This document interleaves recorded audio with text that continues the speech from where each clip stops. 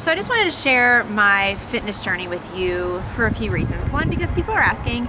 Two, is because I'm hoping that it helps someone. And three, it's nice to talk about it to re-motivate myself as well. But first I want to share my angFITco business motto. It'll make sense a little bit later, but it's without persistence and patience, you remain unchanged. Keep that in mind as I'm going through my fitness journey with you, and I'm gonna circle back to it. But first things first, basically I was your average kid. In middle school and in high school, I was thin, I was never overweight.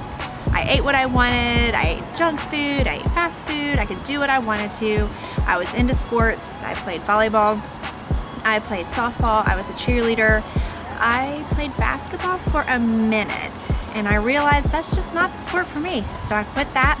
And I was very active until about my junior year of high school, just developed a knee problem. I had to have surgery. I had to have screws put in my knees, and I was down for an entire summer. I couldn't walk for an entire summer, and basically I had to learn how to walk all over again. After that, that's when my activity level went away. Had to quit sports, and I just became very, very inactive after that. Then I went on to college, and there, as most people do, I put on a few pounds. Still continued to be inactive, still continued to eat what I wanted, and I didn't even care. Then I got married and continued to put on a little bit of weight. I mean, not too bad, but just didn't care. I continued to eat what I wanted to and be very inactive, had no interest whatsoever in working out or doing anything like that. Then the time came where the babies started coming. In 2000, I had my first baby, Maddie, and that pregnancy was super easy. I did not put on a lot of weight at all. I did everything by the book. So I tried to eat good, tried to cut out a lot of sugar. I tried to be as healthy as I could during that pregnancy, and I really did not put on a lot of weight. You actually couldn't even tell I was pregnant unless you looked at me from the front or the side. Couldn't even tell. When I had her, I bounced back quickly, and I don't even really know why, because I still continue to be inactive, but I did lose my baby weight with her. Everything was great. Fast forward 2.5 years, second pregnancy, 2003, very different story. That's where it all began. I don't know what I was thinking, if I was thinking that, okay, I had my first baby and she's all fine. This pregnancy, I'm just gonna have fun. I don't know what I was thinking, but I ate so horribly. And let me just tell you, I had hot fudge sundaes from McDonald's pretty much on the reg. Cookie Crisp cereal was one of my favorites. Chocolate ice cream. But let me tell you about the Snickers obsession. And that's what I had, an obsession with Snickers bars. I had a desk job. I worked in an office.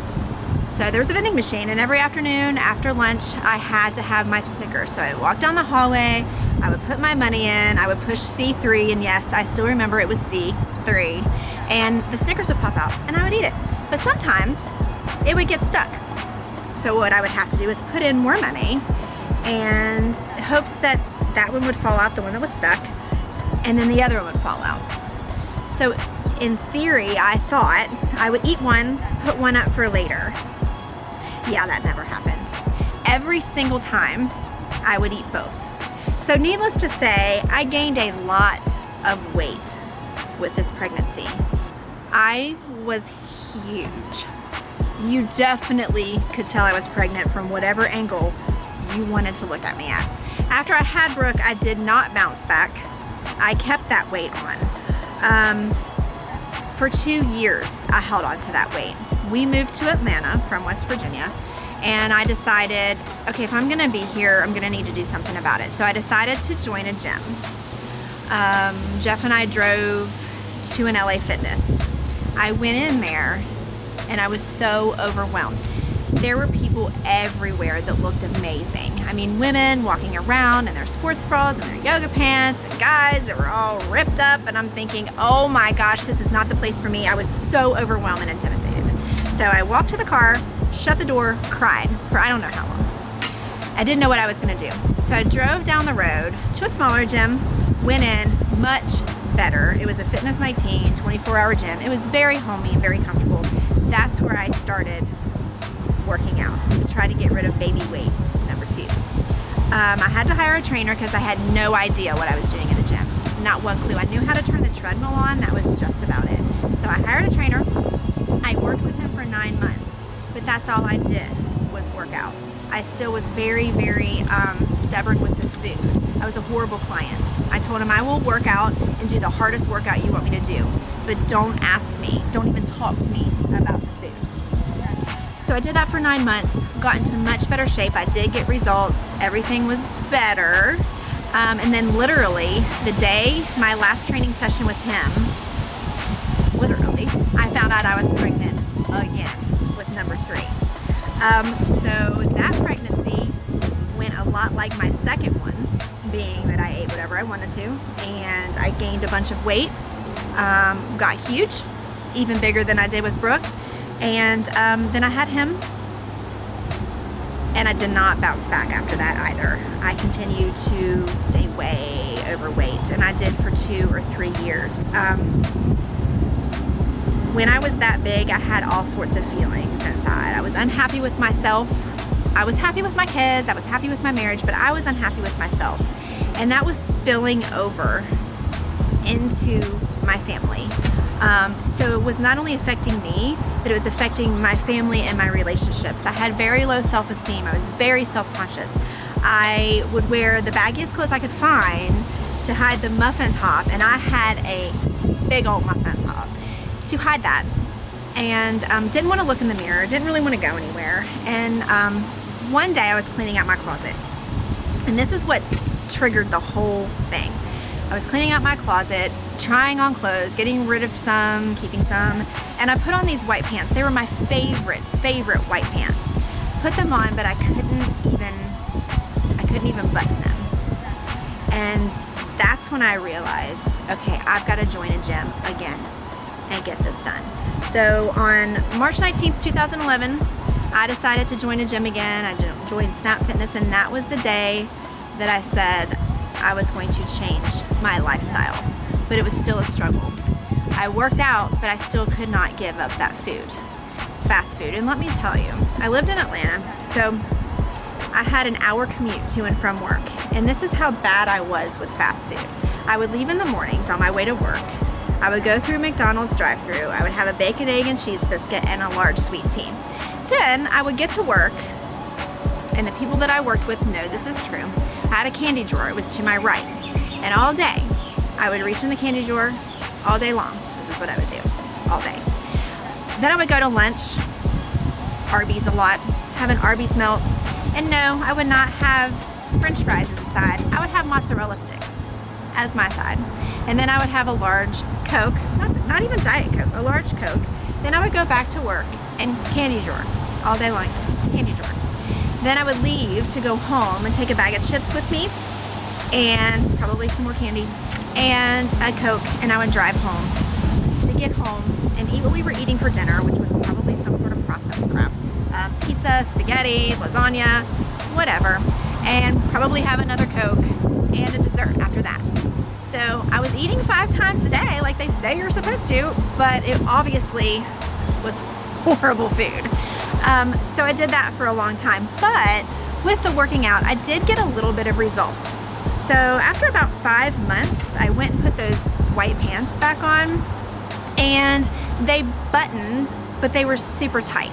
And I remember this day specifically. I went out into the family room and I was like, Jeff, I got them on. Can I wear them? And I know this was really hard for him, but he was like, no, not yet. And I know that was hard for him to say, and it was really hard for me to hear, but it actually fueled my fire even more. It's like, okay, fine, I'm gonna do this even harder. So I intensified my workouts. I decided I was going to cut my fast food portions in half. I wasn't ready to give them up totally. So I cut it in half, and I did that for a while. I would say 8 or 9 months I did it that way. Very, very slow. Then I went back put on those white pants again.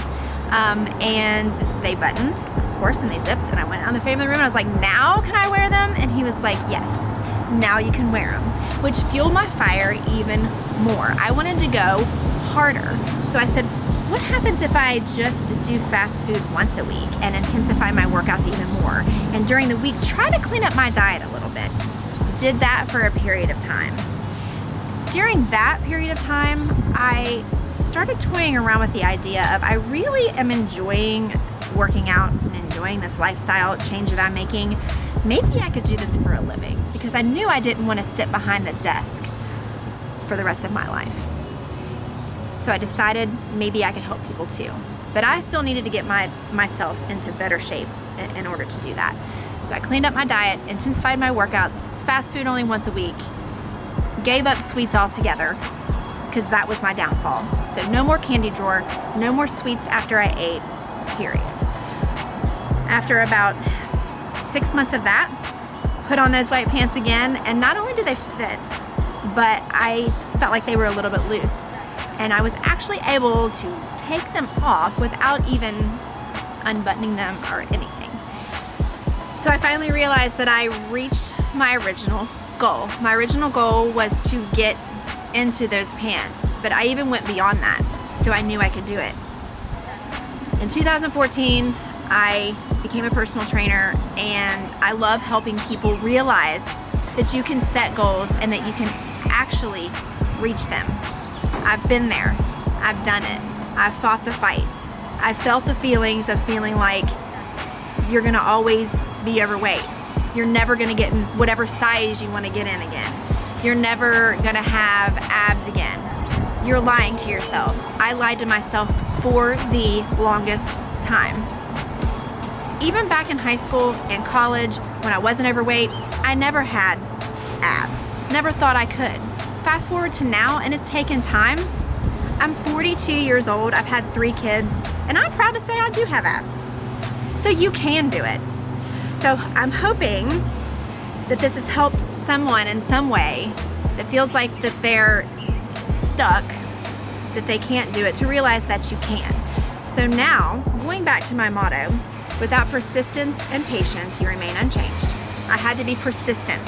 I had to keep doing it and keep doing it and keep doing it. I had to be patient. I had to wait. And then I had to wait longer. And then I had to keep waiting. And I'm still working. So it's very true. Without persistence and patience, you remain unchanged. I know you can do it. I feel great. I'm 41 and I'm in the best shape of my life. You can do it too. Did I say 42 earlier? What? So you're still here? Why are you? Go now. Why are you still sitting here watching this? Go. Start now.